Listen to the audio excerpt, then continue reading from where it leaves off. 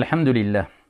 Mes honorables frères et sœurs, vous le savez toutes et tous que nous sommes dans une époque, dans une ère, surtout à travers les réseaux sociaux, où certaines personnes aiment dévoiler tout ce qu'ils ont, montrer au grand jour, ici étaler un peu leur vie et rappeler aux gens qu'ils sont heureux, ils sont riches, ils ont de belles maisons, ils ont de belles voitures, ils ont de grands projets et ils montrent tout et ils dévoilent tout avec quelquefois naïveté malheureusement, même concernant leurs projets qui n'ont pas encore abouti. Ensuite, ils se plaignent, ils s'étonnent parce que leurs projets n'aboutissent pas, parce que quelques jours après, ils se sentent malheureux, ou alors les bienfaits par lesquels ils avaient été comblés eh bien, ont disparu, parce qu'ils ont été quelque part un peu trop naïfs, si on veut. C'est l'excuse qu'on peut leur donner.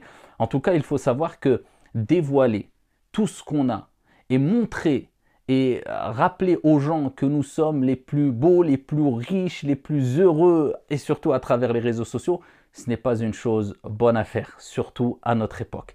Et pourquoi pas? Alors que nous savons très bien que nous sommes entourés de personnes qui souvent ne nous veulent pas que du bien, et souvent de personnes touchées par la jalousie. Alors je dis pourquoi nous sommes entourés par de personnes qui sont souvent touchées par la jalousie, parce que le sentiment de jalousie est quelque chose de naturel. C'est pour cela que certains savants, certains sages, certains hukama, des sages, disaient que eh bien, tout le monde a une part de jalousie en soi ou peut ressentir ce sentiment de jalousie en soi.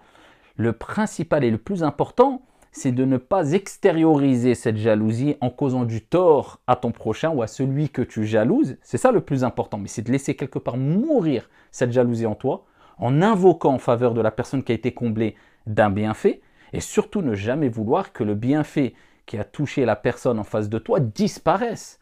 Ça, c'est la pure jalousie, ça c'est mauvais. Donc, on sait qu'il y a des gens qui ont, voilà, ce sont des êtres humains, ils sont touchés par des sentiments naturels et entre autres la jalousie. Et il suffit qu'une personne ne contrôle pas cette jalousie, eh bien, se fait quelque part envahir par cette jalousie, mélangée avec une certaine haine pour qu'elle te cause du tort. Il y a plusieurs manières, en te calomniant, en voulant te faire du mal, même physiquement ou quelquefois, et nous en tant que croyants on le reconnaît, hein, comme le prophète alayhi salatu wassalam a dit, « Al-aynu haqq » le mauvais œil est une vérité.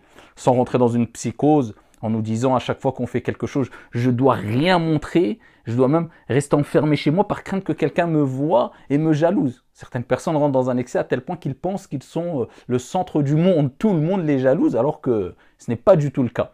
Mais je parle de personnes qui exagèrent, d'en montrer tout ce qu'ils ont de bien. Et ça, je ne parle pas de personnes qui le font de manière ponctuelle, une fois de temps en temps, ou dans un cercle restreint, entre amis très proches, entre familles, dans un groupe WhatsApp. C'est vraiment... Non, je parle de gens qui en font carrément un métier. Toute la journée, ils dévoilent leur vie. Tout le temps, ils le montrent. Et quelquefois même, ils font part de projets qu'ils ont, alors que ces projets n'ont même pas abouti. Et ensuite, ils s'étonnent pourquoi ces projets n'aboutissent pas, pourquoi ils étaient comblés d'un bienfait, ce bienfait disparaît, mais tout simplement parce que tu n'as pas agi avec discrétion. Il faut agir avec un peu de discrétion si vous voulez que vos projets aboutissent. Si vous voulez être heureux, on n'a pas le choix, surtout à notre époque, dans le monde dans lequel on vit, où tout est dévoilé, tout est montré au grand jour, eh bien, il faut un peu de discrétion. C'est indispensable. C'est pour cela que le prophète, sallallahu alayhi wa sallam, il y a 14 siècles, qu'aurait dit le prophète, alayhi salatu wa sallam, s'il était à notre époque, avec, comme je vous ai dit précédemment, les réseaux sociaux, etc., etc. Eh bien, il y a 14 siècles, le prophète, sallallahu alayhi wa sallam, nous dit, comme il est relaté dans le récit prophétique rapporté par At-Tabarani et d'autres, il dit, cherchez la réussite. Regardez, on cherche la réussite pas que dans ça, mais entre autres, aussi dans ce que le prophète, sallallahu alayhi wa sallam, eh bien, va nous indiquer. Cherchez la réussite dans le fait de cacher vos projets. Subhanallah. Alayhi salatu wassalam. Regardez les recommandations prophétiques. Dans le fait de cacher vos projets. Parce que toute personne comblée d'un bienfait, eh bien, aura une personne qui va le jalouser. À partir du moment où tu es comblé d'un bienfait, tu as un beau projet, tu as de l'argent, tu as une belle maison, tu as une voiture, tu as la santé, sache qu'il y aura une personne, un moment ou un autre, même si 1000 à côté ne te jalousent pas, mais un moment ou un autre, il y aura au moins une personne qui va te jalouser. Donc c'est pour cela que, surtout avant que le projet n'aboutisse, eh bien c'est mieux de garder une certaine discrétion et de se confier, bien sûr, parce qu'on a besoin de se confier, mais qu'auprès de personnes, mais vraiment dignes de confiance, et quand il y a un intérêt de se confier, avec vraiment un cercle restreint. Cela est préférable. Alors, est-ce que cela veut dire que on ne doit, est-ce qu'on ne doit plus vivre ou montrer ne serait-ce que l'once de bonheur, ou alors une petite partie de bienfaits que Dieu nous a donnés, ou alors ne plus inviter personne chez nous, par crainte que quelqu'un nous jette un mauvais œil, ou alors nous jalouse, nous calomnie, ou nous fasse du mal, ou bien, non, pas du tout, loin de là. Au contraire, mais c'est simplement ce qui nous est demandé, c'est d'adopter un juste milieu. Regardez, dans un hadith, le prophète sallallahu alayhi wa sallam a dit à un compagnon qui s'appelait Malik al-Jushami radiyallahu anhu warda, qui lui me raconte, il dit, j'étais assis auprès du prophète sallallahu alayhi wa sallam avec des vêtements délabrés en lambeaux. Le prophète sallallahu alayhi wa sallam le regarde et il lui dit, est-ce que tu n'as pas d'argent? Il dit, si, j'ai de l'argent. Il dit, tu as des bienfaits, tu as des biens, il dit, bien sûr, j'ai plein de biens, j'ai ceci, j'ai cela, il rapporte qu'il a plein de biens et toutes sortes de biens. Il dit que les traces de ces bienfaits venant de Dieu soient visibles à travers ton apparence, soient visibles sur toi, qu'on les voit. Et c'est pour ça que dans un autre hadith, le prophète sallallahu alayhi wa sallam dit, Allah aime voir les traces de ses bienfaits sur son serviteur. C'est-à-dire, il lui dit, tu as de l'argent, montre que Dieu t'a gratifié, sois reconnaissant vis-à-vis de Dieu, en le montrant, en t'achetant des habits corrects.